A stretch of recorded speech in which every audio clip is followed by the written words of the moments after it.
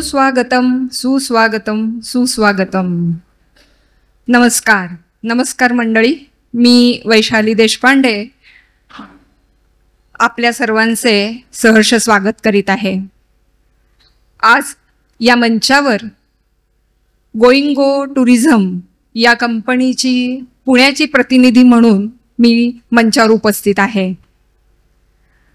आज हा गंगा लहरी परिचय आणि श्रीकृष्ण गोवर्धन कथा सच्चिदानंद शेवडे सर, अस्मिताताई देशपांडे असे मान्यवर आपल्याला लाभलेले आहेत. आज गंगा लहरी परिचय या कार्यक्रमाच्या प्रमुख अतिथी मान्यवर सौ अस्मिता देशपांडे उपस्थित आहेत. त्या ज्येष्ठ कीर्तनकार, प्रवचनकार आणि निरूपणकार आहेत. मला वाटतं आपल्या बऱ्याच जणांना याची कल्पना असेलच. त्यांच्यासोबत पेटीवादक म्हणून श्री आपटे काका, त्यांना तबल्याची साथ करण्यासाठी आहेत सुशीलजी पाठक. यांचे आपण टाळ्या वाजवून स्वागत करूया. गोइंगो टुरिझमचे CEO श्री केदार जोशी सर यांना मी विनंती करते की त्यांनी मान्यवरांना घेऊन दीपप्रज्वलन करावं.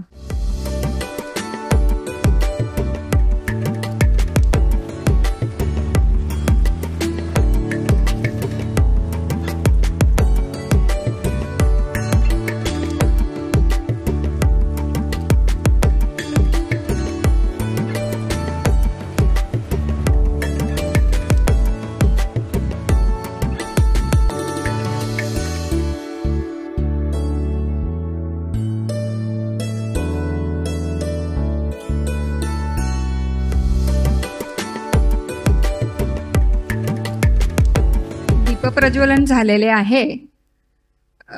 श्री गणेशाची आपण प्रार्थना करू. वक्रतुंड महाकाय सूर्यकोटी समप्रभ निर्विघ्नं कुर्मे देव सर्व कार्येषु सर्वदा. मान्यवरांना मी मंचावर आसनस्थ होण्यासाठी बोलवते. गोइंगो टुरिझमचे CEO श्री केदार जोशी सर यांना मी विनंती करते, त्यांनी मान्यवरांना पुष्पगुच्छ देऊन त्यांचा सत्कार करावा. अस्मिताताई देशपांडे.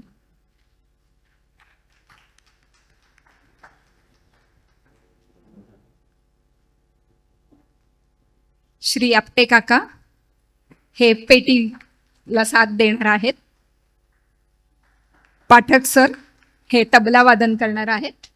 अस्मिताताईंच्या बरोबर या दोघांची साथ असेल त्यांना. हा सत्काराचा छोटासा कार्यक्रम झाल्यानंतर गोइंगो टुरिझम ही जी आमची संस्था आहे, या संस्थेविषयी मी तिचा परिचय तुम्हाला थोडक्यात करून देते. मला वाटतं यातले बरेच जण जे असतील त्यांनी गोइंगो टूर्समधून काही टूर केले असतील किंवा काही करण्याची त्यांची तयारी असेल किंवा काहींना नवीनच नाव असेल. मी स्वतःसुद्धा 2022मध्ये गोइंगो टुरिझम बरोबर ती नर्मदा परिक्रमा केलेली आहे. गोइंगो टुरिझमचे सर्वसर्वा श्री केदार जोशी यांचे पर्यटन क्षेत्रातील सुरुवातीची हकीकत अतिशय गमतीशीर आहे. म्हणजे असं की 2012 ॲक्च्युली ते स्वतः बिझनेस कन्सल्टंट आहेत. आत्तापर्यंत त्यांनी अनेक मोठ्या कंपन्यांमध्ये बिझनेस कन्सल्टन्सीचं काम केलं आहे. ते तर त्यांचा व्यवसाय आहेच, पण या पर्यटन क्षेत्राकडे ते कसे वळाले याबद्दल थोडंसं जाणून घेता येईल. 2012 या वर्षी पहिली गिरनार परिक्रमा त्यांनी केली. त्या टूरच्या मालकांशी त्यांची छान मैत्री झाली. त्यांचा बोलका स्वभाव असल्यामुळं ॲटोमॅटिकली ते मित्राचं घट्ट मैत्रीत रूपांतर झाले. पुढे 2013 या वर्षी जी गिरनार परिक्रमा 2012मध्ये केली होती, त्यांनीच ही परिक्रमा आयोजित केली 2013 साली. त्यांनी लोक जमवली, नेहमीप्रमाणे टूर अरेंजमेंट झाली, सगळी तयारी झाली आणि त्यांच्या काही घरगुती अडचणींमुळे त्यांना टूर नेणं शक्य नव्हतं. अर्थातच त्यांच्यासमोर डोळ्यासमोर नाव आलं ते केदार जोशी सरांचं. त्यांनी संपर्क साधून सांगितलं की यावर्षीची गिरनार परिक्रमा 2013ची या लोकांना घेऊन तू घेऊन जा म्हणून. केदार जोशी सर हे मुळातच दत्तभक्त असल्यामुळे गिरनार परिक्रमाचे साक्षात दत्त महाराजांनीच आपल्याला जणू बोलवलं आहे आणि ही जबाबदारी दिली आहे असं त्यांच्या मनात आलं आणि त्यांनी ती जबाबदारी स्वीकारली. 2013 ते या टुरिस्ट कंपनीमध्ये गिरनारसाठी लोकांना घेऊन गेले आणि ही त्यांची पहिली 2013ची गिरनार परिक्रमा टूर अतिशय छान पद्धतीने यशस्वी झाली. पुढे केदारजींचा हळूहळू त्यांनी मनामध्ये 11 मारुती किंवा छोटे छोटे ट्रेक करणं असे हौशी ट्रेक वगैरे स्वतः करतच होते, पण मूळ पाया जो रोला गेला तो या निमित्ताने. ही यशस्वी वाटचाल अशीच पुढे चालू झाली आणि गोइंग गो टुरिझम यांची खासियत म्हणजे ते इंटरनॅशनल टूर्स तर करतातच, त्याचबरोबर डोमेस्टिक टूर्सही करतात. त्याच्यामध्ये मुख्यत्वे त्यांची नेपाळ, अंदमान, अथांग गुजरात, दुबई, अंदमानची विशेष टूर असते ती सावरकरांविषयी असते. त्यात सच्चिदानंद शेवडे सर स्वतः सहभागी असतात आणि सावरकरांचं प्रेम त्यांचं जगविख्यात आहेच. मला वाटतं आपल्या सगळ्यांनाही ते माहितीच असेल. आता या टूर्स पुढे ज्या घेऊन जाणार आहोत त्याच्यामध्ये नर्मदा परिक्रमा आहे, गिरनार परिक्रमा आहे. डॉक्टर सच्चिदानंद शेवडे सर, अस्मिताताई देशपांडे, अलकाताई मुतालिक, श्री उदयन आचार्य अशी दिग्गज मंडळी जी आध्यात्मिकरित्या अतिशय अभ्यासू आहेत अशी लोक आमच्या या टूर्समध्ये सहभागी होतात. आणि त्यामुळे काय होतं की टूर्सला येणारी जी लोक आहेत ती केवळ तुम्हाला पर्यटन हाच एकमेव उद्देश डोळ्यासमोर नसतो, तर तिथे असणाऱ्या ह्या इतिहासच्या मागच्या खाणाखुणा त्याच्याविषयीची अधिक माहिती सच्चिदानंद शेवडे सरांकडनं आपल्याला मिळते. त्याचप्रकारे गंगालहरीच्या बाबतीमध्ये अस्मिताताई, आज त्यांचा गंगालहरीवरती अतिशय छान अभ्यास आहे. 52 श्लोक जी जगन्नाथ पंडित सरांनी लिहिलेली आहेत त्याच्यावरचं ते निरूपण करतात. आणि हा गंगालहरी किंवा अशा प्रकारच्या ज्या टूर्स होतात त्यावेळेस असे दिग्गज लोक आमच्याबरोबर असल्यामुळे अर्थातच येणाऱ्या पर्यटकांना त्यांचा आनंद द्विगुणित होतो आणि त्यांना या सगळ्या गोष्टींची माहिती पण मिळते. इथे मला एक नमूद करावं असं वाटतं, मी स्वतः नर्मदा परिक्रमा करताना 2022 मी ही केली. ही नर्मदा परिक्रमा करताना प्रथम मी तर अकाउंट्समध्ये काम करत होते एक छोट्या कंपनीमध्ये. आईबाबांना कुठेतरी घेऊन जायचं, नर्मदा परिक्रमा करू का असं डोक्यात चाललं होतं. ठाणे येथील माझी आत्ते बहिणीनं मला डोंबिवलीच्या या गोइंग गो टुरिझमचा पत्ता आणि जोशी सरांचं नाव कळवलं. त्यामुळं असं झालं की मी त्यांना संपर्क केला आणि म्हटलं की मला यायचं आहे तुमच्या नर्मदा परिक्रमाला. ती 2022 19 डिसेंबर 2022 ते 3 जानेवारी 2023 अशी परिक्रमा 15 दिवसाची होती. त्यामध्ये मी माझ्या आईबाबांना सहभागी करू इच्छिते, पण माझे बाबा वय वर्ष 82, माझी आई वय वर्ष 75. बाबांना दिसत नाही, डोळ्यांना अंधुक दिसतं, पण मला त्यांना घेऊन जायचं. तर तुम्ही मला काय सोय करून देऊ शकाल? कारण टुरिस्ट कंपन्या भरपूर आहेत, अशा टुरिस्ट कंपन्यांबरोबर जाणं सहज शक्य पण आहे, पण मला असं आईबाबांची जबाबदारी घेणारं कोणीतरी जे सहजतेनं मला उपलब्ध होईल असं बघायचं होतं. आणि दुसरा आर्थिक प्रश्न, इतर टूर्सच्या बाबतीपेक्षा मला गोइंग गो टुरिझमची जी त्यांनी जी व्हॅल्यू तिथं दिली होती ती अतिशय समर्पक होती, अतिशय चांगल्या प्रकारे त्यांनी त्याचं नियोजन केलेलं होतं. याची कल्पना दिल्यावरती मी तयार झाले आणि मी आईबाबांना घेऊन त्या ट्रिपला निघाले. जवळजवळ आम्ही त्यावेळेस पुण्यातले 17 जण होतो.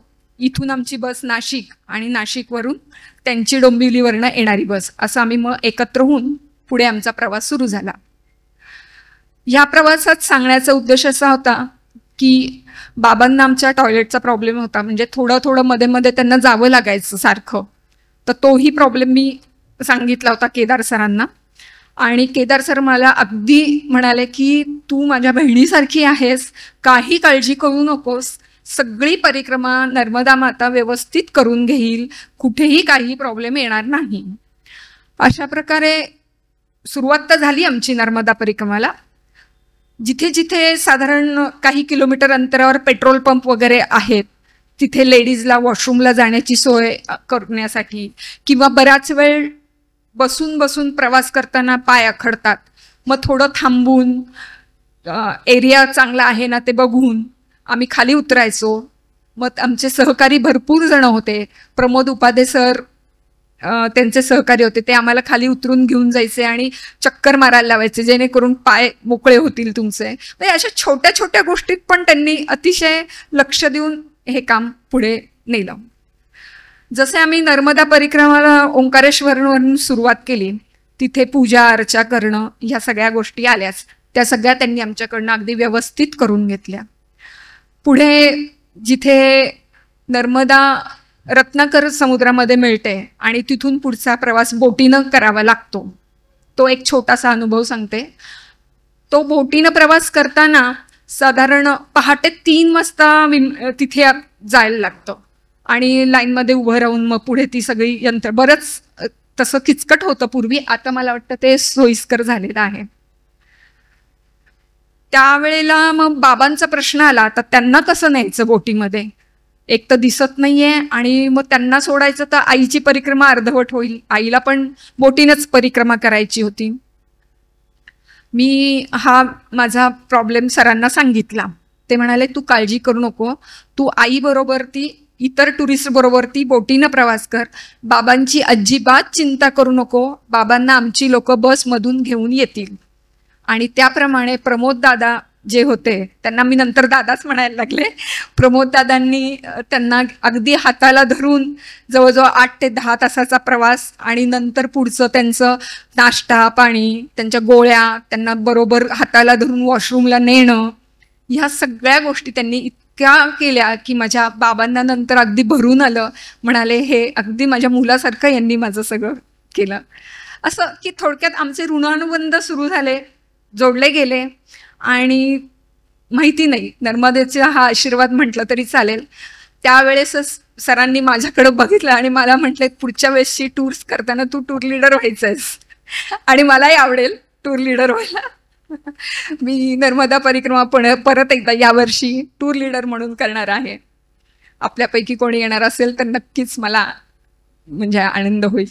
आणि माझा नंबर पण मी शेअर करेल. पुण्यातलं सगळी व्यवस्था सध्या सरांनी माझ्याकडे दिली आहे, मी त्या नंबरवरती आपल्याला सहकार्य करू शकेल. अशा प्रकारे आमचं ऋणानुबंध सुरू झाले आणि पुण्यातली ही सगळी व्यवस्था आता माझ्याकडे आलेली आहे. गोईंग गो टुरिझमची मी एक पार्ट अँड पार्टिसिपेट आता झालेली आहे. गोईंग गो टूर्सची ही माहिती दिल्यानंतर थोडक्यात आता पुढे मी एक अजून सांगते.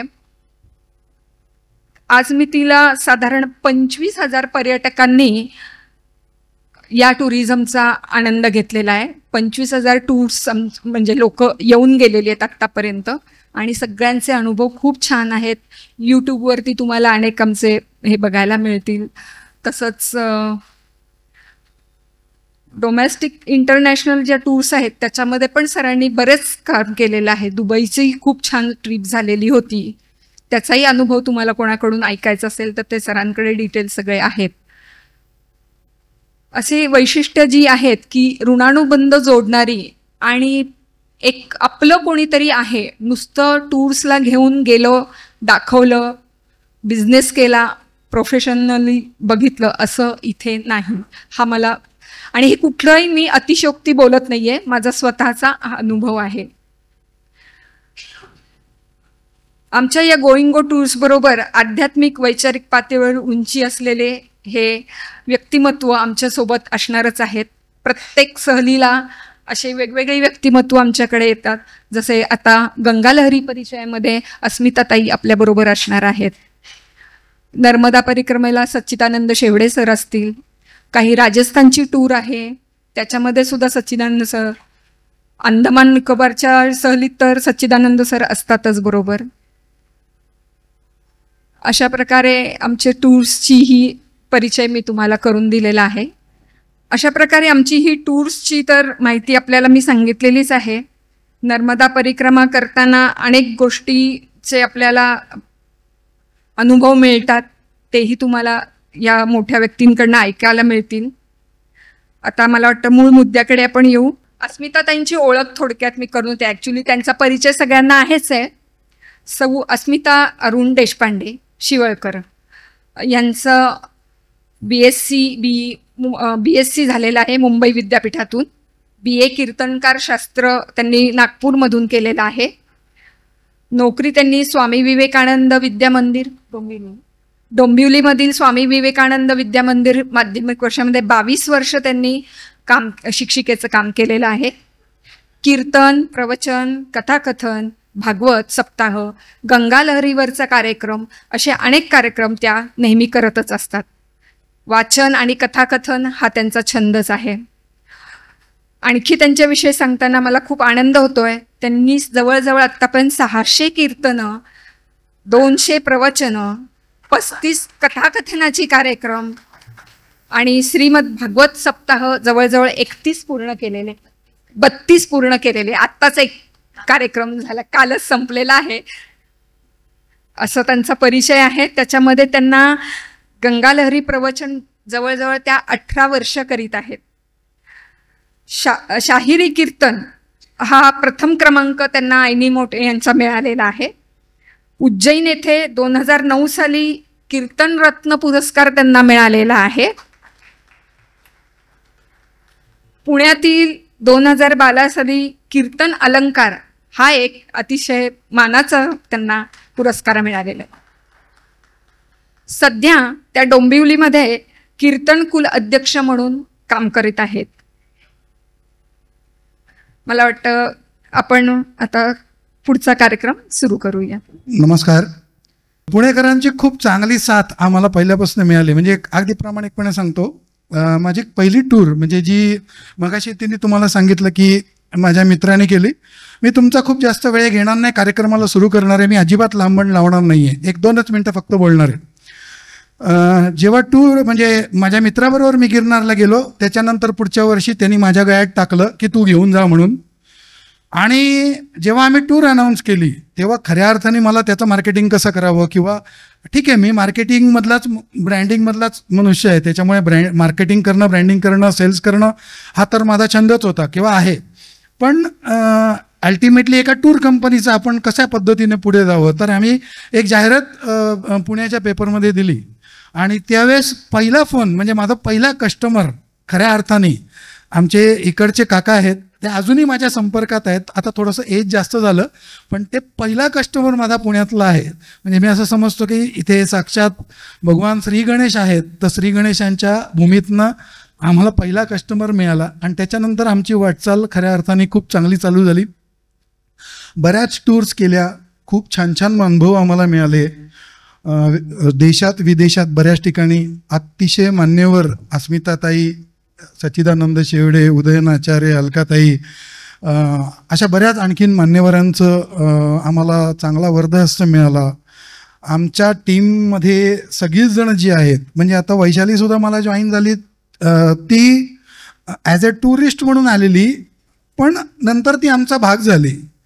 मला असं वाटतं इथेच तुम्हाला बरंच काय काय समजेल आणि उमजेल की एखादा टूरला येणारा माणूस एखाद्या कंपनीत जॉईन होऊ शकतो, ॲज ए टूर म्हणजे त्या कंपनीचा हिस्सा होऊ शकतो. तर त्या कंपनीत नक्कीच काहीतरी पॉझिटिव्हिटी असल्याशिवाय किंवा पॉझिटिव्ह माणसं असल्याशिवाय ते घडणार नाही. तर अशी ही आमची वाटचाल सुरू आहे. आजचा हा कार्यक्रम थोडासा नक्कीच अल्पावधीत झाला, तर मी नक्कीच मान्यवरांना विनंती करतो की अस्मिताताई, आता पुढची सूत्र तुमच्या कार्यक्रमाने आपण सुरू करू. आणि आपटे काका आणि पाठेक काका आपण पुढचा कार्यक्रम सुरू करू. गंगा लहरी परिचय. गंगा लहरी परिचय याविषयी सांगताना फक्त एवढंच सांगतो की नर्मदा परिक्रमा आम्ही गेले 8 वर्ष करतोय सातत्याने. वर्षातनं साधारणतः 2 परिक्रमा होतात. ह्या ज्या परिक्रमा आम्ही करतो त्यावेळेस असं डोक्यात येत होतं की गंगा आईसाठी आपण काही करत नाही आहे, म्हणजे नर्मदा आईसाठी आपण काहीतरी करतोय. सेवा म्हणा, कमर्शियल म्हणा, जे काय तुम्हाला म्हणायचं आहे ते म्हणा, पण आपण काही ना काहीतरी नर्मदा मैयाकडे जातो. गंगा मातेसाठी आपण काही करत नाही आहे. आम्ही महाकुंभ जेव्हा केला त्याच्यानंतर मी अस्मिताताईंशी जेव्हा एकदा गप्पा मारतो तो तेव्हा मला पटकन म्हणाले की आम्ही गंगा लहरी करतेच आहे ना, आज मी बऱ्याच ठिकाणी महाराष्ट्रात करते, मी गेले जवळजवळ 15-18 वर्ष आता हा प्रोग्राम करते. तर मी त्यांना सखोल विचारलं की गंगा लहरी म्हणजे काय. तर त्यांनी मला सांगितलं पंडितराज जगन्नाथ, जे अकबराच्या दरबारात 8 रत्न होती त्यातला एक रत्न म्हणजे पंडितराज जगन्नाथ. त्या पंडितराज जगन्नाथांनी 53 श्लोक लिहिलेले आहेत. त्या 53 श्लोकांच्या आधारावर गंगा लहरी हा कार्यक्रम आहे. पण तो कार्यक्रम अतिशय पद्य म्हणजे ज्याच्यामध्ये संगीत आहे आणि गीतं आहेत अशा पद्धतीने आणि निरूपण आहे असा कार्यक्रम आपण बसवला. तेव्हा माझ्या डोक्यात आलं की मग गंगा मैया जिथे उगम पावते म्हणजे गंगोत्री जिथे गंगा मैयाचा उगम आहे तर त्या ठिकाणी जर आपण केला तर मग आमचं असं ठरलं की आपण पंचस्थळी पंचारती हा कार्यक्रम करू, जिथे 5 ठिकाणी आपण गंगा मैयाची आपण आरती करणार आहोत आणि त्याचबरोबर तिथे आपण गंगा मैयाचं आपण स्तवन आपण हे करणार, निरूपण करणार आहोत, तिचं गुणगान गाणार आहोत, आपण तिच्याविषयी आपण आयुष्यातले काही दिवस जगायचा प्रयत्न करणार आहोत. तर अशी ही गंगा लहरी टूर आमची सुरू झाली. त्याची पहिली टूर आत्ता आहे ज्याच्यामध्ये आत्तापर्यंत साधारणतः 23 लोकांनी एनरोल केलेले आहे आणि 5 तारखेला आपण ट्रेनचं बुकिंग करणार आहोत. उर्वरित काही लोकांना जर इंटरेस्ट असेल तर ह्या टूरमध्ये नक्की या. तसंच दुसरी टूर जी आहे ती गोवर्धन परिक्रमा आहे. गोवर्धन म्हणजे ब्रुजभूमी, भगवान श्रीकृष्णांची भूमी. तर त्याविषयी आपले ज्येष्ठ आणि श्रेष्ठ सच्चिदानंद शेवडे यांच्या हे स्वतःच आपल्याला त्यातली छोटीशी एक परिचय आपल्याला देणार आहेत. सच्चिदानंद शेवडे 5 दिवस आपल्याबरोबर असतात. तिथे विविध भगवान श्रीकृष्णांच्या कथा सांगितल्या जातात. ब्रुजभूमी जी आहे जे भगवान श्रीकृष्णांच्या पदस्पर्शाने पावन झालेली ती सगळी ठिकाणं आपण बघतो.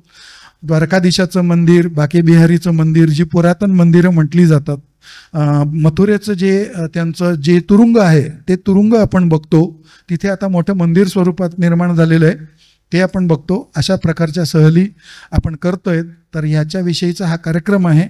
तर आपण ॲक्च्युली आता ऐकायला सुरू करूया. धन्यवाद, थँक्यू. तुमचा वेळ बराच घेतला, थोडा कार्यक्रमाला विलंब झाला त्याबद्दल तुमची परत एकदा क्षमा मागतो. धन्यवाद.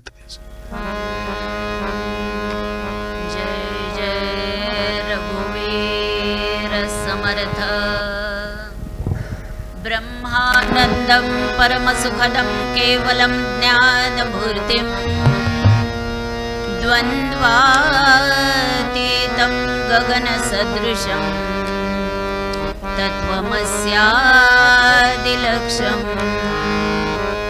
एकं नित्यं विमलमचलं सर्वधी साक्षिभूतम् भावातीतं त्रिगुणरहितं सद्गुरुं तन्नमामि. जय जय रघुवीर समर्थ. श्रीमंगल गंगा अभंगा, श्रीमंगल गंगा अभंगा, श्रीमंगल गंगा अभंगा, श्रीमंगल गंगा अभंगा, श्रीमंगल गंगा अभंगा.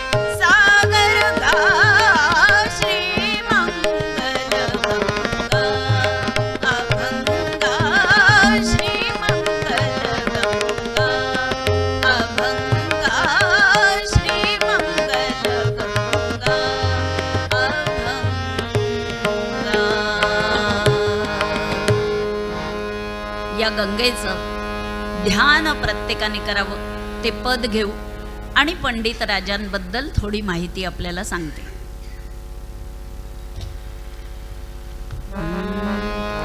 ध्यावी गंगा ही मानसी, ध्यावी गंगा ही मानसी, ध्यावी गंगा ही मानसी, ध्यावी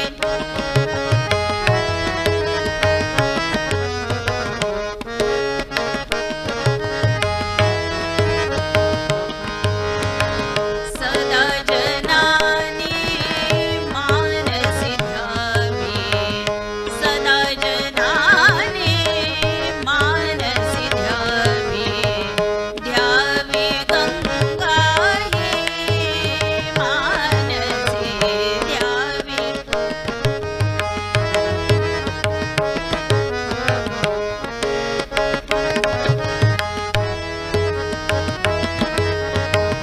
मनुजा कर विचार काही, मनुजा कर विचार काही, अंतर्भाषो दुनिया पाही,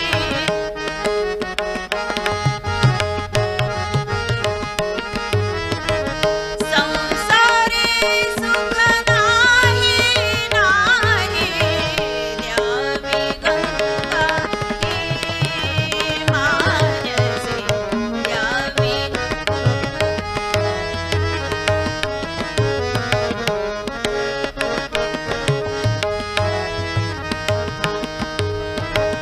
धर्माचे निधान जी, धर्माचे निधान जी, तन मन धन तू तिजला माही,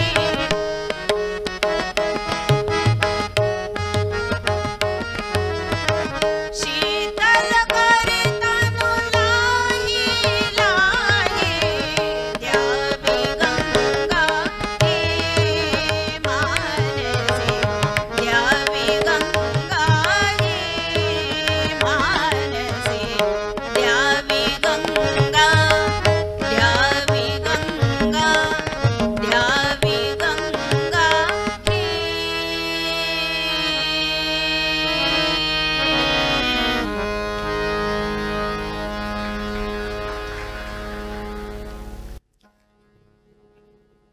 पंडितराज जगन्नाथ ज्यांनी ह्या गंगा लहरी काव्याची रचना केली आहे, हे पंडितराज यांचा जन्म अगदी सुविद्य अशा माता पित्यांच्या उदरी झाला. त्यांचे वडील जे होते दशग्रंथी ब्राह्मण होते आणि त्यामुळे पंडितराजांना सुरुवातीचं जे शिक्षण आहे ते वडिलांकडे घरातच झालं. अत्यंत न्यायाने, नीतीने, सदाचाराने वागणाऱ्या अशा त्या उत्तम घराण्यातले संस्कार मिळाल्यामुळे पंडितराजांचा आंध्र प्रदेशात मुंगुंडा गावी जन्म झालेला आहे. तैलंगी ब्राह्मण होते ते. 1550 सालचा श्रावणातलाच जन्म. 8व्या वर्षी मौंजी बंधन. तोपर्यंत घरात प्राथमिक शिक्षण झालेलं. त्यानंतर गुरुगृही गेले आणि अल्पावधीतच शिक्षण पूर्ण केलंय. पंडितराजांची प्रखर जी बुद्धिमत्ता आहे ती पाहिली आणि पित्याच्या आनंदाला पारावार राहिला नाही. मातृछत्र लवकर हरपलं. पण वयाच्या 13व्या वर्षी त्या जवळच्याच प्रांतातल्या हरदेव नावाच्या राजाने शिव श्रेष्ठ का विष्णू श्रेष्ठ असा वादविवाद ठेवला होता आणि अनेक पंडित भारतवर्षातून तिथे जमा झालेले होते. वादविवाद काय असतो हे ऐकायला हा 13 वर्षाचा मुलगा गेला. 3 दिवस वादविवाद चाललेला होता. निर्णय काही होईना, कारण वैष्णवही त्यांची बाजू उत्तम प्रकारे मांडत होते, शिवही मांडत होते. आणि त्यावेळेला निर्णय करता येईना म्हणून राजाने विचारलं, कुणाला काही याच्यावर अजून मत मांडायचंय का? आणि या मुलाने हात वर केला. आश्चर्याने राजा म्हणाला की या एवढ्याशा मुलाला काय विचार मांडायचे बघूया तरी. म्हणून त्याला पुढे बोलवलं आणि अत्यंत विद्वत्ता प्रचूर असं भाषण यांनी केलं. खरं म्हणजे हा वादाचा विषयच होऊ नये. शिव आणि विष्णू हे कोणी दोन नव्हेतच, एकाच परब्रह्माची ती रूप आहेत. त्या त्या कामासाठी ते रूप धारण केलेलं आहे. त्यामुळे हा वादाचा विषयच होऊ नये. आणि यासाठी अनेक शास्त्रांचे सोदाहरण स्पष्टीकरण केल्यामुळे राजाने या बालकाचा सन्मान केला आणि तेव्हाच यांना पंडित राज ही पदवी मिळाली. भरपूर सन्मान झाला आणि 13व्या वर्षी हे पदवी मिळवून परत आले. आजूबाजूच्या त्या प्रांतामध्ये भरपूर नावलौकिक झाला. विवाहही झाला, एक मुलगा झाला. आणि आता आपल्या ज्ञानाचा प्रसार आणि प्रचार करावा, विशेष करून संस्कृतचा. यासाठी ते ठिकठिकाणी फिरले, पण तेवढं म्हणावं तसं त्यांचा गुण महिमा मिळाला नाही. त्यानंतर पत्नीचं निधन झालं. मुलाला आपल्या वडिलांच्या स्वाधीन केलं आणि हे पुढे जयपूरच्या राजाच्या दरबारी आले. तिथून मग दिल्लीच्या अकबर बादशहानी त्यावेळेला काझी त्याच्याकडे असा आलेला होता की त्याला वादविवादाची हौसच, आणि त्यामुळे त्यांनी असा फतवा काढला होता संपूर्ण हिंदुस्थानात की मुसलमान हाच धर्म अनादी आहे. हे ज्यांना मान्य नसेल त्यांनी वादविवादासाठी दिल्लीमध्ये यावं, अन्यथा मुसलमान हा धर्म अनादी आहे हे सिद्ध झालं असं मानून सगळ्यांना मुसलमान बनवलं जाईल. सगळ्या हिंदूंना काळजी पडली की आता कोण जाणार, आणि त्यावेळेला पंडित राजांनी 6 महिन्याची मुदत मागून घेतली. उर्दूचा अभ्यास केला आणि दिल्लीमध्ये येऊन ज्याच्याशी वादविवाद करायचंय वेषांतर इतकं बेमालूम केलं, त्याच्याकडूनच ज्ञान घेतलं आणि नंतर वादविवाद त्याच्याशी केला आणि हे सिद्ध करून दाखवलं की हिंदू धर्म हाच अनादी आहे. त्यामुळे हे हिंदूंवरचं संकट टळलं. आद्य शंकराचार्यांनी जसं बौद्ध धर्माचं संकट परतवून लावलं आणि ज्यामुळे आज आपण हिंदू म्हणून कार्यक्रम करतोय, तसंच काम यवनांच्या कारकिर्दीमध्ये पंडितराज जगन्नाथांनी केलंय. इतकंच नव्हे तर त्या पंडित राजांनी यवन बादशहाच्या दरबारामध्ये राहून त्या ठिकाणी संस्कृतची पाठशाळा तयार केली. एवढंच नाही तर त्या काळामध्ये यवनी राजा असताना गो हत्या बंदीचा त्या ठिकाणी कायदा, जिथे ते राहत होते त्या सगळ्या परिसरात जिथे हिंदूंची संख्या आहे त्या परिसरात मुसलमानांनी जायचं नाही आणि गोहत्या बंदी केली होती. संस्कृत भाषेची पाठशाळा सुरू केली आणि संस्कृत भाषेचा एवढा उत्कर्ष केला की राजाची जी मुलगी हिंदू स्त्रीपासून झालेली लवंगी, तिलाही संस्कृत शिकण्याचा नाद होता आणि तिच्या निमित्ताने लाहोरला जे ग्रंथ नेलेले आहेत पळवून, ज्यांची अरबीत भाषांतर झालेली आहेत, ते पाहायला पंडित राजांना मिळाले. संस्कृत वाङ्मयाचा एवढा उत्कर्ष यवनांच्या काळामध्ये होणं हे पंडित राजांच्याच केवळ अलौकिक अशा बुद्धिमत्तेचं द्योतक म्हणावं लागेल. पुढे त्या यवनीशी विवाह केला आणि म्हणून समाजाने, हिंदू धर्मानेच त्यांना वाळीत टाकलं. बरेच त्यांच्यावर वादविवाद घडले त्याही काळात आणि आजही त्यांच्याबद्दल अनेक अपप्रचार झालेले आहेत. ते म्हणाले, मी मुळात पाप केलंच नाहीये आणि त्या पापाला जर कोणी प्रायश्चित्त देणार असेल तर ते एक गंगा माताच देऊ शकते, तीच माझा उद्धार करू शकते. मला जर तुम्हाला प्रायश्चित्त द्यायचं असेल, पावन करून घ्यायचं असेल तर मला एकट्याला नाही, पत्नीसह मला पावन करून घ्या. आणि हे हिंदू धर्मीयांना मान्य नव्हतं. परिणामी बहिष्कार टाकला गेला. आयुष्याच्या अखेरीस हे काव्य त्यांनी लिहिलं. गंगेपर स्तुतीचे 52 श्लोक आणि 53वा जो श्लोक आहे तो फलश्रुतीचा आहे. असे 53 श्लोक लिहिले आणि गंगेच्या तीरावर येऊन 90च्या पुढे वय झाले आता, आणि अनन्य शरण गंगा मातेला जाऊन त्या श्लोकांची आत्मवीरेश्वराच्या घाटावर बसून पारायण सुरू केली.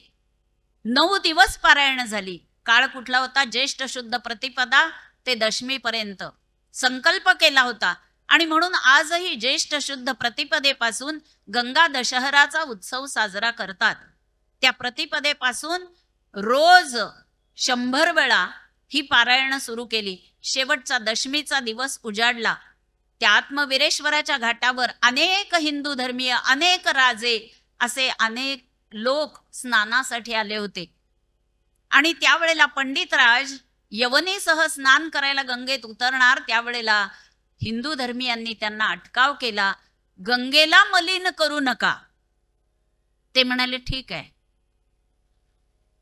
गंगाच मला पावन करून घेईल. म्हणून जिथे बसले होते तिथे गेले. एक एक श्लोक म्हणायला सुरुवात केल्या. आणि एक श्लोक झाला की गंगेची एक पायरी वर चढली, दुसरी चढली, तिसरी चढली, अशी गंगा वर यायला लागली. हे पाहून अनेकांना आश्चर्य वाटलं. विरोधकही नमले. आणि 52वा श्लोक पूर्ण होताच गंगा मातेने सगुण रूपात दर्शन दिलं. अन्य सामान्यांना कळलं नाही, पण जे तिथे साधक होते त्यांना मात्र ते दर्शन झालं. त्यांनी पटापट नमस्कार गंगा मातेलाही केले, पंडितराजांनाही केले. गंगा मातेने पंडितराजांना घेण्यासाठी आपला वज्रचुडे मंडित उजवा हात पुढे केला आणि ये जगन्नाथा, मी तुझा उद्धार करणार आहे. नम्रपणे उभं राहून पंडितराजांनी आणि त्यांच्या पत्नीने नम्रपणे सांगितलं पंडितराजांनी की माझ्या एकट्याचा उद्धार नको आई, जसा माझा उद्धार करण्यासाठी उजवा हात पुढे केला तसा डावा हात पुढे कर आणि माझ्या या पत्नीचाही उद्धार कर. दुसराही हात, डावाही हात गंगेने पुढे केला. दोघांनाही खांद्यावर बसवलं आणि गंगेने दोघांचा उद्धार केला. आणि तिथे जे साधक होते, पंडित होते, हरिपंडित हरिदीक्षितासारखे, त्यांनी सांगितलं की प्रत्यक्ष गंगेने आपल्यात दोघांना सामावून घेतलेलं मोक्ष त्यांना मिळालेला मला कळला. असं हे अलौकिक असं पंडितराजांचं चरित्र आपल्याला या निमित्ताने कळतं. हे जे श्लोक त्यांनी लिहिलेले आहेत, या प्रत्येक श्लोकामध्ये गंगेचं इतकं एका वेगळ्या प्रकारांनी विचारांनी वर्णन केले की ते पाहून आपण थक्क होतो. म्हणजे विषय नुसती गंगेची स्तुती, पण काही वेळेला त्यांना ती गंगा, ते जे जल आहे, त्या जलावर जे तरंग उठतायत त्या तरंगाकडे पाहून एक कल्पना सुचते. गंगेवरून वाहणारा वारा आहे, त्या वाऱ्याकडे पाहून एक कल्पना सुचते. गंगेच्या तीरावर जे वृक्ष आहेत त्या वृक्षांकडे पाहून काही कल्पना सुचतायत. गंगेच्या काठावरची जी मृत्तिका आहे तिला मृत्स्ना असं नाव वापरलंय. मृत्तिका, मृत्स्ना असे गोड शब्द आपल्याला ऐकायला मिळतात. आपण माती म्हणतो, हा फार सामान्य शब्द आहे, पण मृत्स्ना किंवा मृत्तिका म्हटलं की एक सात्विक भाव अंतःकरणामध्ये उत्पन्न होतो. असे अनेक अलौकिक कथा त्याच्या निमित्ताने आपल्याला ऐकायला मिळतात. पंडितराज अनेक श्लोक पंडितराजांनी याच्यामध्ये घेतलेले आहेत. 15व्या श्लोकामध्ये, कारण आपल्याला वेळेकडे बघायला लागेल म्हणून काही थोड्या श्लोकांचा परामर्श घेऊया. गंगा ही दिव्य औषधी आहे याचं वर्णन करताना पंडितराज म्हणतात, जडानंदान प्रकृत जडानंदान पंगुन प्रकृती बधिरानुक्ती विकलान ग्रहग्रस्तानस्ताखिल दुरित निस्तार सरणिन निलिम्पे निर्मुक्तानपि च निरयांतर्निपततो नरानम्बत्रातुं त्वमिह परमं भेषजमसि. गंगा माता की जय. हे जननी तू दिव्य औषधी अससी, ताराया जगी सकलासी,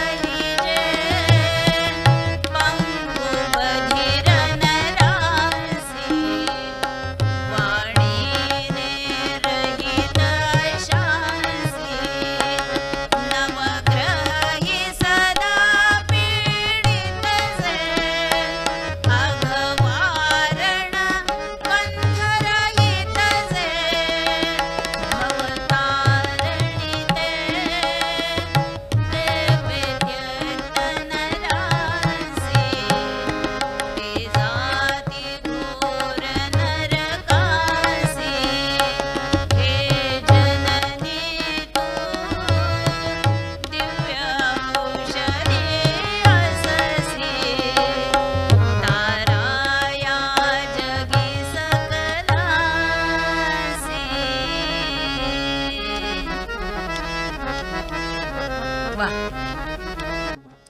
पंडितराज म्हणतायत ही गंगा खरोखर औषधी आहे.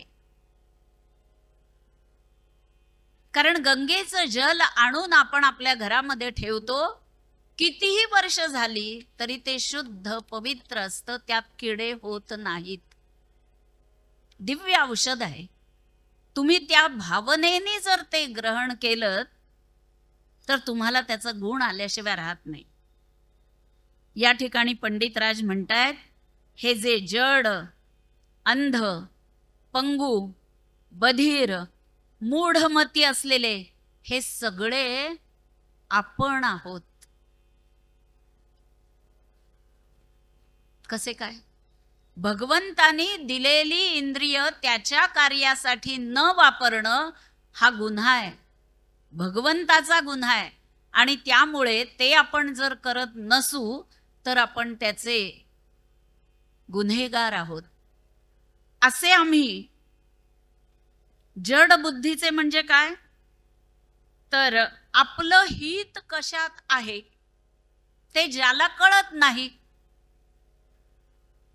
बरं, ज्यांना ते कळलंय ते आम्हाला सांगतात कळकळीने संत, पण ते सांगितल्यानंतर सुद्धा आम्हाला पटत नाही किंवा पटून सुद्धा आम्ही तसं आचरण करत नाही. याचा अर्थ आम्ही कसे आहोत? जड बुद्धीचे आहोत, मंद बुद्धीचे आहोत. उन्नतीकडे नेणारा मार्ग दाखवून सुद्धा संतांनी आम्हाला दाखवला मार्ग, तरी सुद्धा त्या मार्गावर जायची आमची इच्छा नाही, असे आम्ही पांगळे आहोत. पांगळे का झालो? स्वार्थ पांगळा बनवतो. अहो, तुमचं आमचं सोडा, प्रापंचिकच आपण शेवटी. पण प्रत्यक्ष गोंदवलेकर महाराजांच्या आईला वाटलं काशीला जावं. इच्छा तर चांगली आपल्यालाही होते हो, तशी त्यांना झाली. आणि गणू एकदा मला काशीला नेऊन आण रे. बरं, आता महाराजांनी ठरवलं आईला काशी यात्रा घडवायची आणि म्हणून म्हणाले चल आई निघायचंय उद्या. अरे आत्ता कुठलं? लोणचं घातलंय, ते हलवावं लागतं, बुरशी येईल नाही तर. हा स्वार्थ आहे, हा पांगळा बनवतो.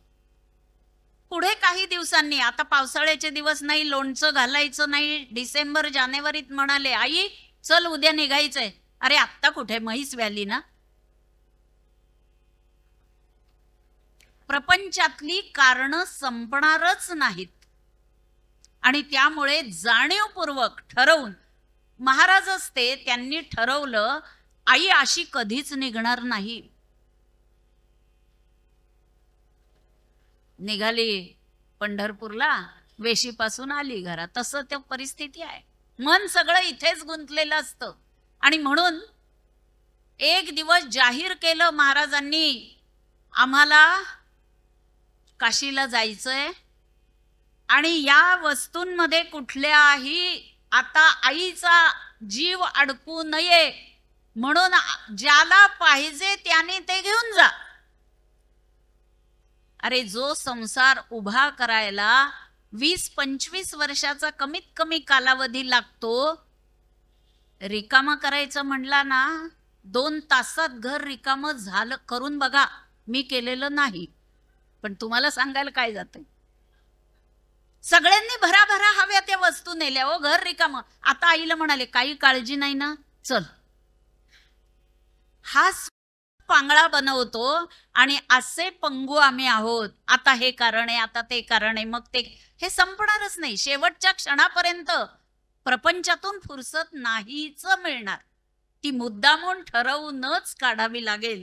आणि पंडितराज म्हणतात आंधळे कसे आम्ही आहोत तर हा मार्ग सांगितलाय, दाखवलाय, तरी त्या 2 गोष्टींमध्ये आम्ही गुंतलेलो आहोत.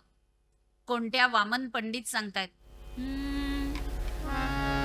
भांगार कांता द्वयकातराया केल्या विधीने नर कातराया जो सापडेना नर कातराया तो योग्य होतो नरका तराया.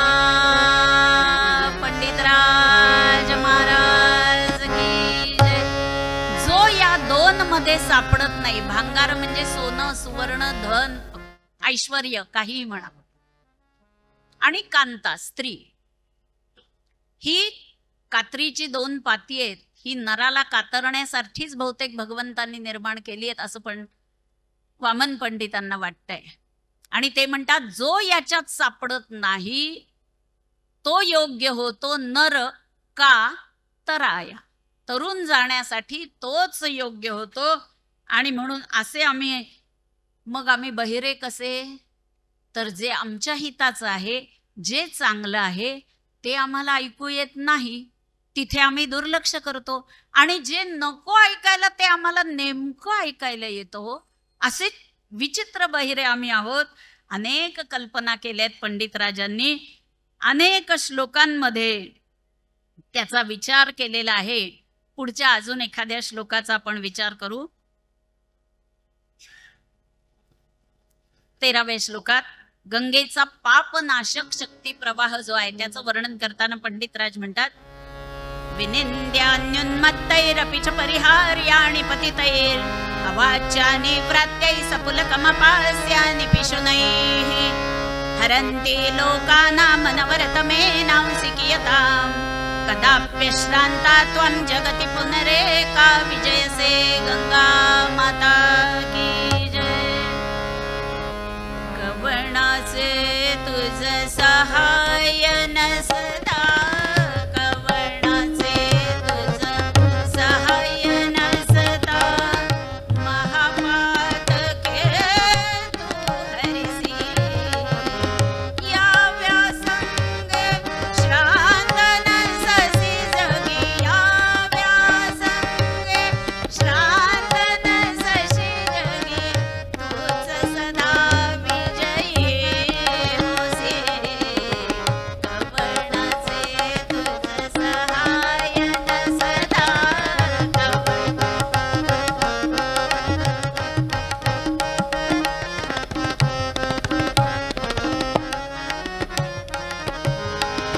रवरव दर्शक जी मनुजासी, रवरव दर्शक जी मनुजासी, ऐशाया पातक राशी, निशिदिनी जागृत राहुनी गंगे, निशिदिनी सदैव त्या खंडित करिसी. कवणाचे तुझ सहाय न सदा, कवणाचे तुझ सहाय न सदा, कवणाचे तुझ सहाय न सदा. इथे गंगा स्वयंसिद्ध आहे असं पंडितराज म्हणतात.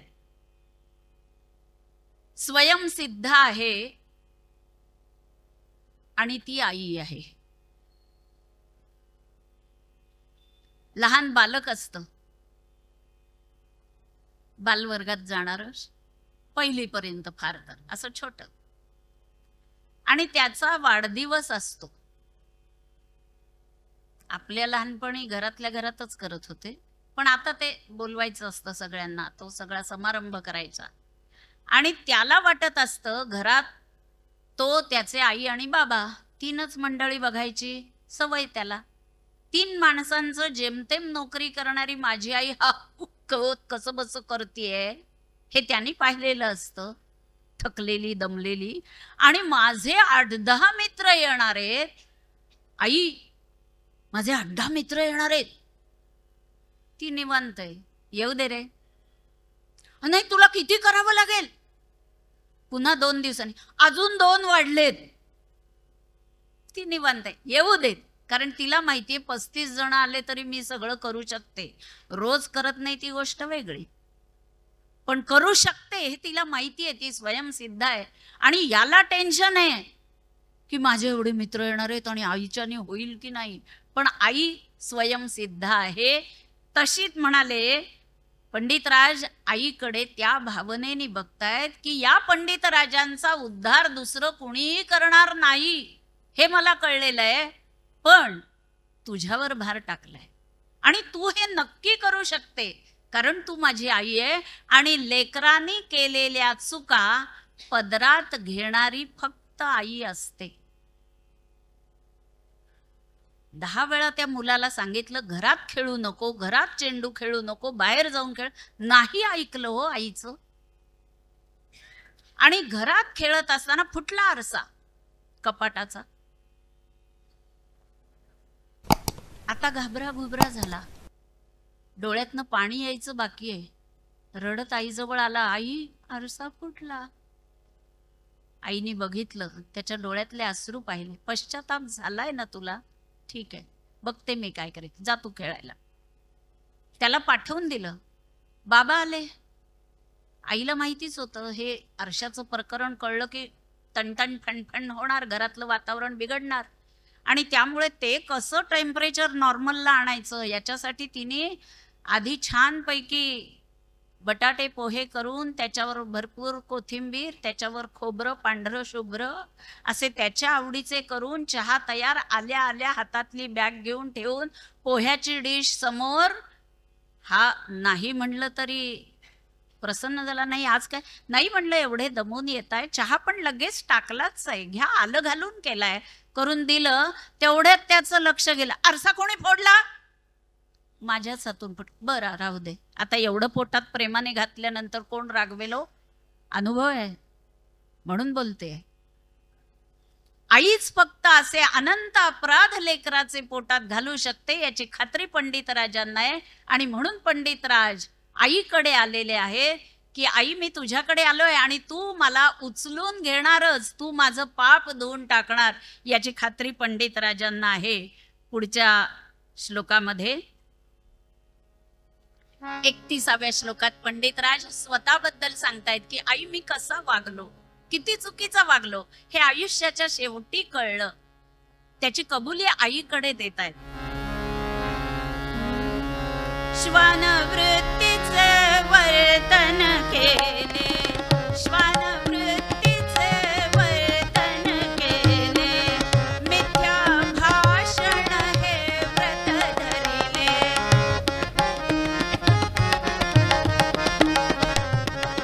कुत्सित तर्क अध्ययन हे झाले, कृष्णिनी हे गंगे, कुत्सित तर्क अध्ययन हे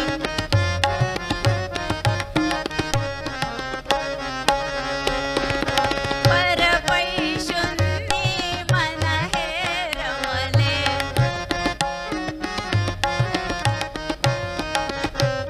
गुणगण ऐसे ऐकुनी सगळे,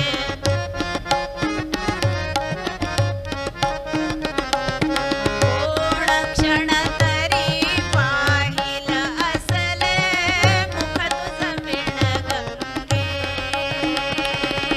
कोण तुझ विण पाहिल असले, मुख तुझ विण गंगे.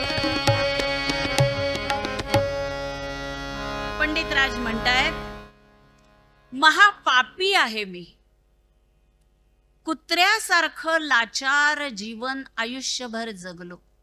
कुत्रा कसा जगतो? जो भाकरी टाकेल त्याच्या पुढे शेपटी फिरवत हिंडतो. त्याप्रमाणे ज्या ज्या राजांनी मला बोलवलं त्यांची स्तुतीपर कौन करीत मी आयुष्याचा बराचसा काळ माझी बुद्धिमत्ता त्यासाठी खर्च केली. श्वानाप्रमाणे आई तो श्वान तरी ज्यांनी खायला दिलं ना त्याच्याशी प्रामाणिक असतो. त्याच्याही पेक्षा मी लाचार झालो, सतत खोटं बोललो. नियत मिथ्या प्रलपनम असा शब्द त्यासाठी वापरलाय. सतत खोटं बोललो. कुणाशी? त्या भगवंताशी सुद्धा. एका जन्मात मी त्याला सांगितलं की अरे ज्यांच्याकडे भरपूर पैसा आहे ना, पोट भरल्यानंतर अध्यात्माच्या गोष्टी सोप्या असतात बोलणं, पण मला तू गरीब ठेवलंयस. आजचा दिवस संपला, उद्याचा कसा पार पडेल या चिंतेने मला रात्र रात्र झोप येत नाही. इतका दरिद्री मी, त्यामुळे ती 2 वेळची गाठ घालण्यातच माझा आयुष्याचा बराचसा कालावधी जातो. मी कसं तुझं स्तवन करणार? त्यांनी पुढच्या जन्मात मला पैसा दिला, मी श्रीमंत झालो. त्यावेळेला ती श्रीमंती मी माझाच रुबाब दाखवण्यात वापरली आणि त्याला म्हणलं, नुसती श्रीमंती काय उपयोगाची, मला बुद्धी कुठे दिलीस तू? तू जर मला उत्तम बुद्धी दिली असतीस तर त्या बुद्धीचा वापर करून मी तुझी स्तोत्र स्तवनं गायली असती. त्यांनी तेव्हाही माझ्यावर विश्वास ठेवला आणि पुढच्या जन्मामध्ये मला उत्तम बुद्धी दिली. तरीही मी त्याचं स्तवन नाहीच केलं. ती बुद्धी मी इतरांना लुबाडण्यामध्ये आणि माझे स्विस अकाउंट्स भरण्यामध्ये केली. असं मी मिथ्या प्रलपन एकमेकांशी तर बोललो, पण भगवंताशी सुद्धा एकेका जन्मात मी खोटं बोललोय.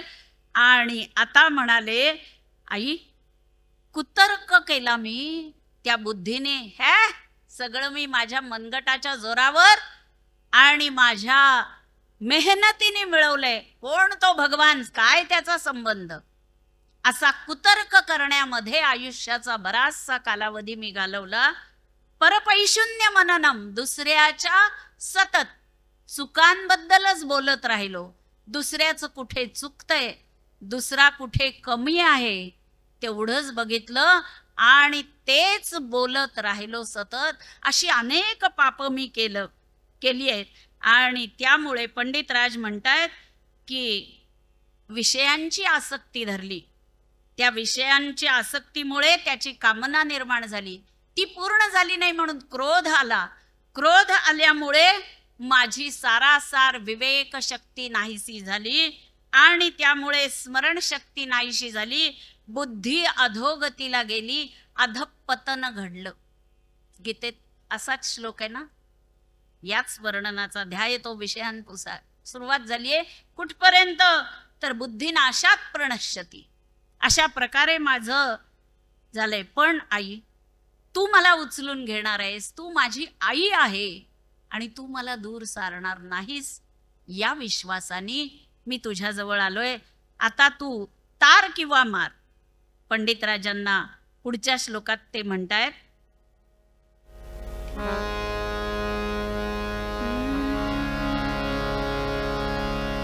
गंगेच्या नामस्मरणाचा महिमा सांगताना ते म्हणतात 8व्या श्लोकात, स्मृत सद्य स्वांतम विरचयति शांतम सकृदपि प्रगीतम यत् पापम झटिति पवता पंचहरति इदं तं गंगेति श्रवण रमणीयं खलु पदम मम प्राण प्रान्ते वदन कमलांतर विलसतु गंगा माता की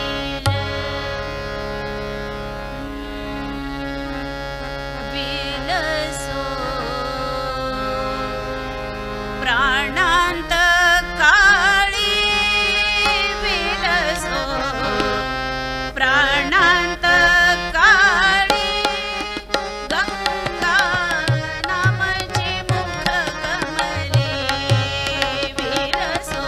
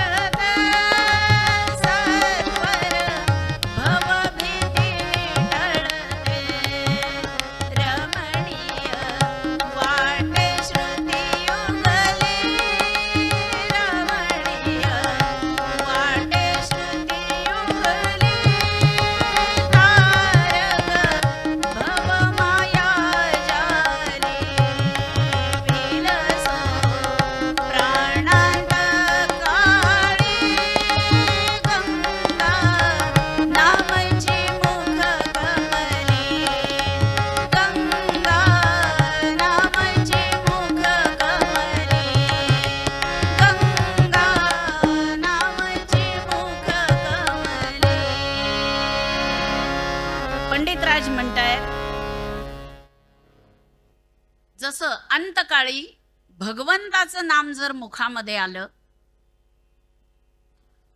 तर त्याला मोक्ष प्राप्ती होते. म्हणजे पुनरपि जननम पुनरपि मरणम या चक्रातून त्याची सुटका होते. तसं पंडितराज गंगेला ते परब्रह्मच मानतायत आणि म्हणून ते म्हणतायत की अंतसमयी माझ्या मुखात तुझं नाम यावं ही इच्छा आहे. आणि तुझं नाम अंतकाळी मुखात येण्यासाठी ते असं अचानक येत नाही, त्याचा सराव लागतो जिव्हेला. आणि म्हणून मी सतत गंगा गंगा गंगा म्हणतो. हिंदू धर्मीयांनी गंगेला किती महानता दिली आहे की आपल्या प्रत्येकाच्या अंगणात तुळस आणि घरात म्हणजे देवघरात गंगाजल असतच. का? कुठला प्रसंग केव्हा येईल सांगता येत नाही. आणि अंतसमयी ते तुळशीपत्र आणि गंगाजल मुखात घालायचं ही पद्धत आहे. मग अशा वेळेला तुळशीपत्र तर मिळतं, गंगाजल पाहिजे घरात. समजा काही कारणाने ते वापरलं गेलं, पुन्हा नवीन आणून ठेवतात किंवा जे गंगेला जाऊन आलेले असतात ते आणतात आणि ती गंगा इतरांना देतात. ते देवघरातच का ठेवायचं? कारण कोणत्या वेळेला लागेल सांगता येत नाही. माहितीये का आपल्याला कधी कोणाला लागणार आहे? नाही. आणि त्या वेळेला मग इथे ठेवलं होतं, तिथे तू घेतलं का, त्यांनी उचललं का, यांनी बघितलं का, हा नको ना प्रकार. म्हणून जिथं कोणाचा फार हात जाणार नाही अशा देवघरात ठेवलेलं असतं. ठराविकच लोक तिथे जातात, फार सगळे घरातले जात नाहीत ना, दुर्दैव आहे. त्यामुळे तिथे ते ठेवलेलं आहे, तिथे ते नक्की मिळणार याची खात्री आहे. आणि त्यामुळे तिथे गंगाजल ठेवलंय, ते मुखात घालावं. या ठिकाणी स्वामी विवेकानंदांचा एक किस्सा सांगितला जातो जो अत्यंत हृदयाला भिडणार आहे. स्वामी विवेकानंद एकदा मद्रासला गेले होते व्याख्यानासाठी. आणि व्याख्यान झालं आणि एक वृद्ध त्यांच्याकडे आला आणि म्हणाला, माझी अशी इच्छा आहे की उद्या तुम्ही सकाळी माझ्याकडे दूध घ्यायला यावं. तर दुधाला काही बाद नाहीये, कुठेही घ्यावं. ठीक आहे म्हणाले, येतो. त्याप्रमाणे तो न्यायला आला, आपल्या घरी घेऊन गेला. एका पेल्यामध्ये दूध आणलं, ठेवलं विवेकानंदांच्या पुढे आणि घेणार आता ते उचलून. 1 मिनिट थांबा म्हणाले. ते घेण्यापूर्वी मी तुम्हाला एक कथन करतो, त्यानंतर वाटलं तर घ्या, नाही घेतलं तरी मी तुम्हाला दोष देणार नाही. बोला म्हणाले. काय? माझी आई जेव्हा गेली, तिची फार इच्छा होती आयुष्यात एकदा तरी काशीला जावं, काशीला जावं, काशीला जावं. पण माझी परिस्थिती तेवढी नाही, मी नाही नेऊ शकलो आईला काशीला. आईच्या अस्थी गंगेत विसर्जन कराव्यात असा विचार होता, तेही जमलं नाही.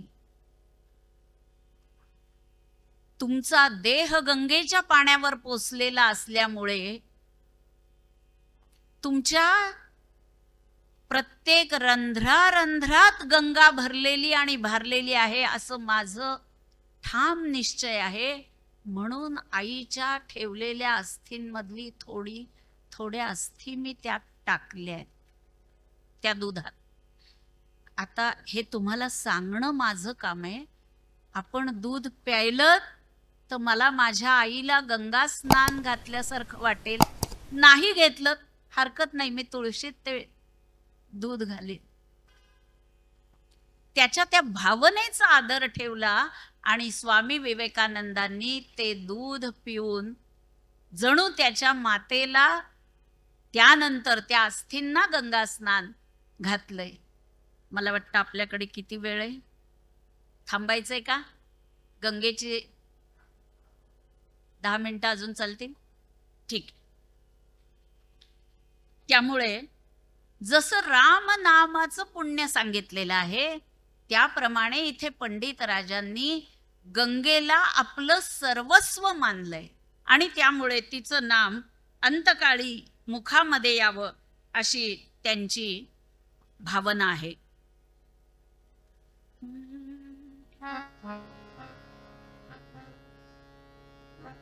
गंगेची निष्कपट करुणा 39व्या श्लोकात व्यक्त करताना ते म्हणतात, सदैव त्वय्यार्पित कुशल चिंता भरमिमं यदि त्वं मामं त्यजसि समयेऽस्मिन् सुविषमे तदा विश्वासोऽयं त्रिभुवनतलादस्तमयते निराधारा चेयं भवति खलु निर्व्याज्य करुणा.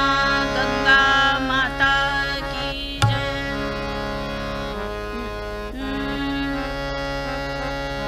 कोण तारिल हा अधमासा प्राणी, कोण तारिल हा अधमासा प्राणी, सतत चिंता ही सत्यमेव जोनी, सतत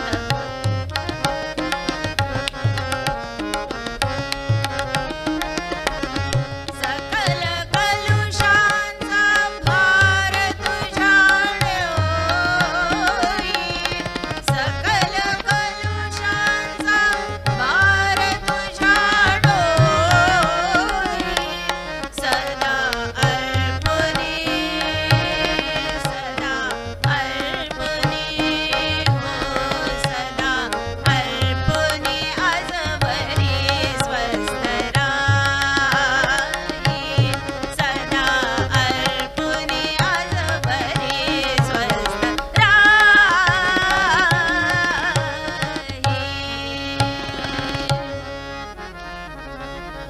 पंडितराज म्हणतायत, आई आयुष्यभर मी चिंतन केलं, इकडे तिकडे धावलो, पळापळ केली, दमलो, थकलो, आता तुझ्या जवळ आलोय आणि तू मला तारणार हा विश्वास असल्यामुळे मी अन्य कोणत्याही देवतांना त्यांचं भजन पूजन नामस्मरण चिंतन काही केलेलं नाही.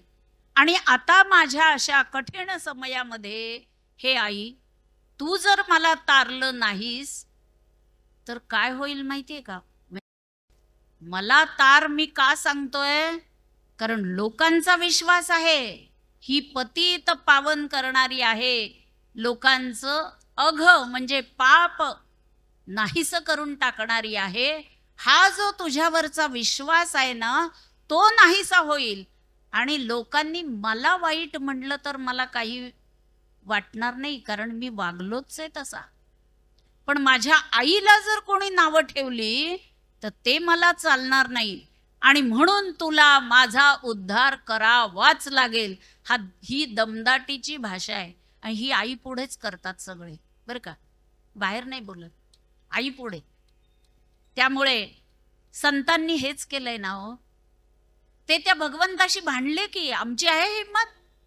तेच म्हणू शकतात ना, पतित पावन आहे तू म्हणून आलो, पण पतित पावन न होसी म्हणून जातो माघारा, असं त्याच्याशी उभा दावा संतच. कारण ज्याचा तेवढा अधिकार आहे, जो तितक्या जवळचा आहे, तोच अशी भाषा करू शकतो. आणि म्हणून पंडितराज आता पूर्ण तुझ्यावर भार टाकलाय, तू तार किंवा मार अशा पद्धतीने आलेला आहे. आणि तू सगराच्या पुत्रांना त्यांचा उद्धार केला, अशी तू जगाला उद्धार केला, तर तुला आता माझा उद्धार जर केला नाहीस तर तुझ्या कीर्तीला कलंक लागेल आणि म्हणून तू माझा उद्धार कर, असा भाव पंडितराजांचा या ठिकाणी आहे. पंडितराज आता दमून भागून आईच्या मांडीवरती विश्रांती घेण्यासाठी आलेत. 46व्या श्लोकामध्ये ते म्हणतायत, गंगे आता चिरविश्रांती तुझ्या काठावर मिळावी हीच इच्छा आहे. पयप्पीत्वा मातस्तव सपदीयातः सहचरैर विमूढे सम्रन्तु क्वचिदपि न विश्रान्तिमगमम् इदानीमुत्सङ्गे मृदुपवन सञ्चार शिशिरै चिरादुन्निद्रम्मा सदय हृदये शापय चिरं गंगा माता की जय। आलो जननी शरण तुला, आलो जननी शरण तुला, आलो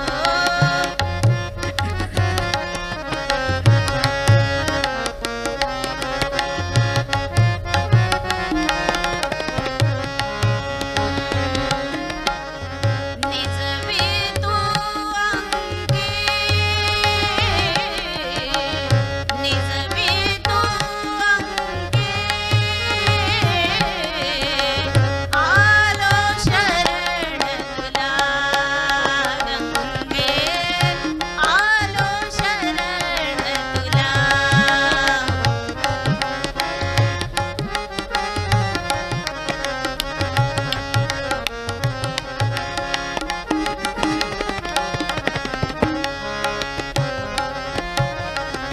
प्राशुनी नीर तुझे मिळते, रमलो मित्रांसमतीही,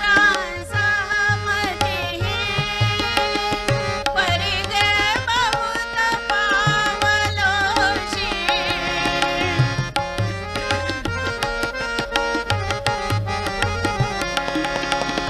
परिगे बहुत पावलोशी, नच विश्रांती मनाला जननी, आलो शरण तुला गंगे।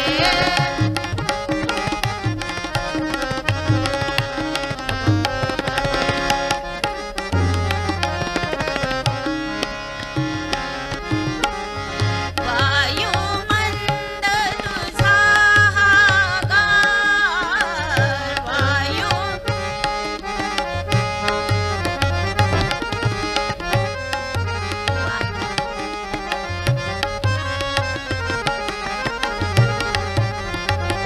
बघा, जे मला म्हणता येत नाही ते वाजवत आहे तुम्हाला आनंद मिळण्यासाठी।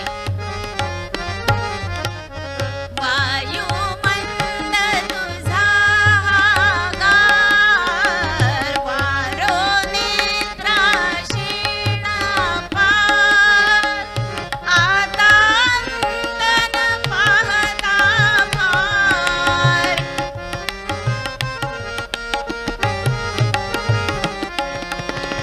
आता अंत न पाहता पार, देई आधार दिनाला जननी, आलो शरण तुला गंगे, आलो शरण तुला आई, आलो शरण तुला।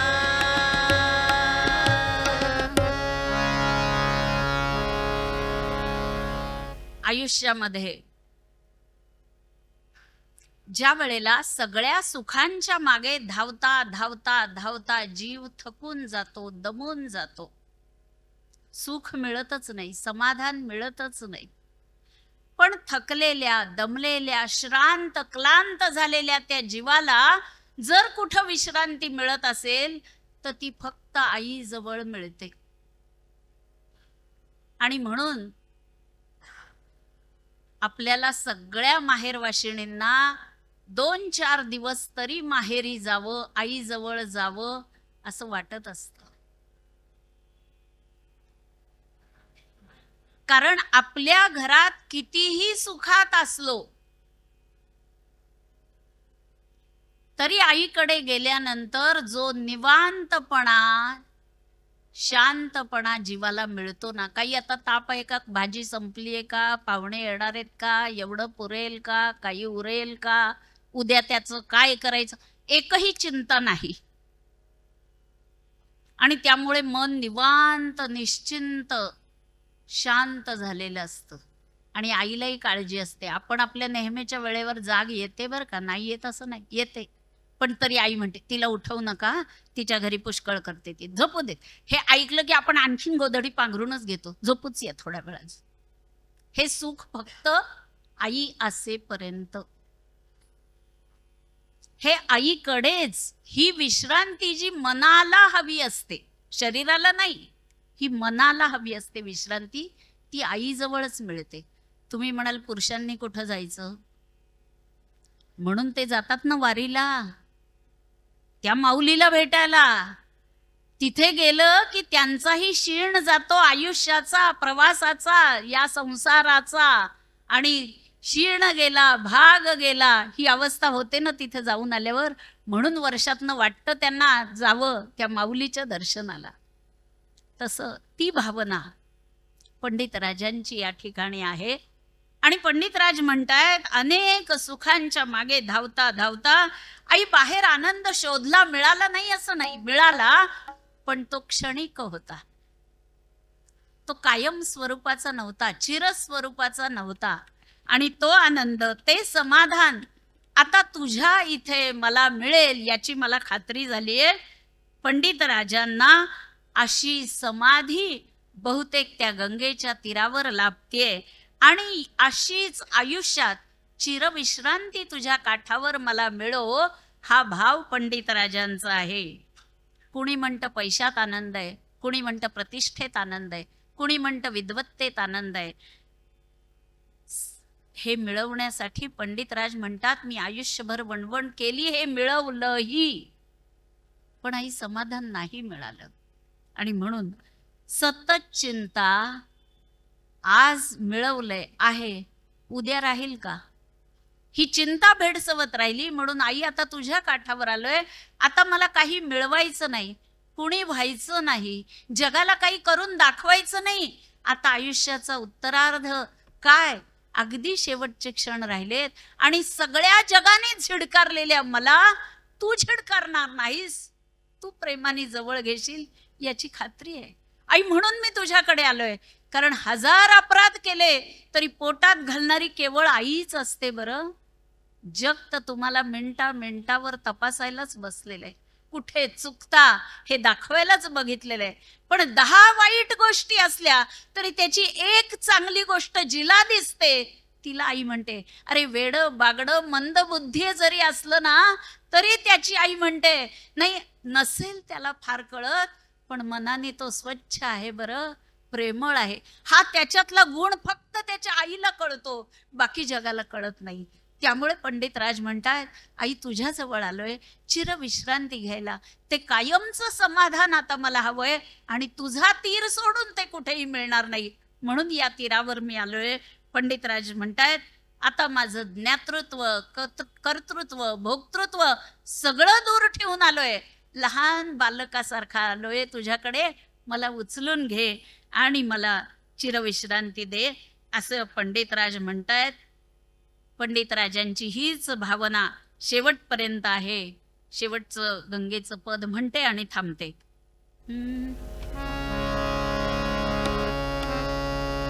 गंगे तुझ्या तीराला मन हे निवांत राही, गंगे तुझ्या तीराला मन हे निवांत राही, किती शांत धार वाहे, पाणी अथांग आहे. जरा सगळ्यांनी डोळे मिटून याची अनुभूती घ्या. मनात कल्पना करा, आपण गंगेच्या तीरावर बसलोय, समोर खळखळ वाहणारी गंगा आहे, तिचा नाद कानाला येतोय वाहण्याचा, आणि मग अनुभूती घ्या. शब्द तुकडोजी महाराजांचे. तुझ्या तीराला मन हे निवांत राही,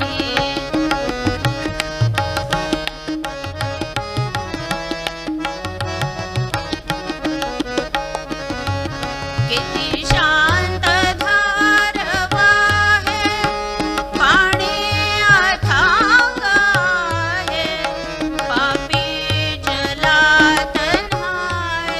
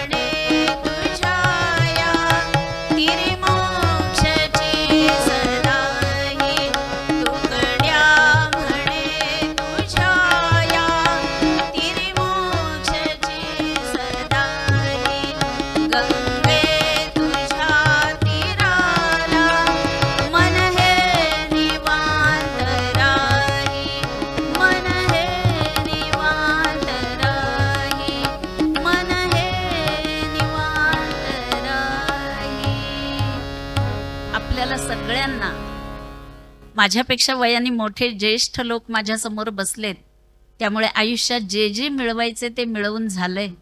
आता सुख, शांती, समाधान मिळवायचं असेल तर जाऊया गंगेच्या काठी आणि तिथे गंगा लहरीचं श्रवण करूया आणि त्या आनंदाचा अनुभव घेऊया, अनुभूती घेऊया, प्रचिती घेऊया. त्यासाठी मी येणारच आहे. माझ्याबरोबर जरूर या. गोइंगो टूर्सबरोबर आपल्या गंगा लहरी या कार्यक्रमासाठी पंचस्थळी पंचारती या कार्यक्रमामध्ये धन्यवाद.